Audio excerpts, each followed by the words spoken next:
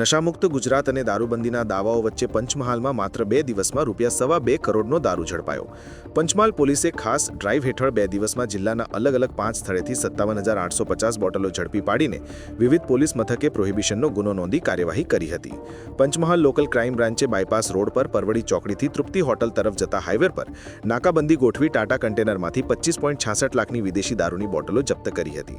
તો ગોધરા બાયપાસ લીલેસરા ચોકડી પાસેથી 74.45 લાખની દારૂની બોટલ અને કન્ટેનર મળીને કુલ 84.50 લાખનો મુદ્દામાલ ઝડપી એક આરોપીને પકડ્યો હતો. આ સિવાય સિમલિયા ગામ કરોલી ફાટક એટલે કે ઘોગંબા તાલુકામાં નાકાબંધી દરમિયાન 36.84 લાખના દારૂના ક્વાર્ટર તથા બિયર ટીન ભરેલી આઈસર ટ્રક પકડી હતી.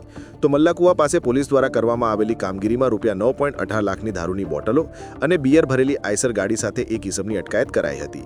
ગોધરા તાલુકાના ગઢ પાસે નાકાબંધી દરમિયાન 69.20 લાખની દારૂની બોટલો અને બિયર ટીનના જથ્થા સાથે 2 આરોપી ઝડપી લેવાયા હતા.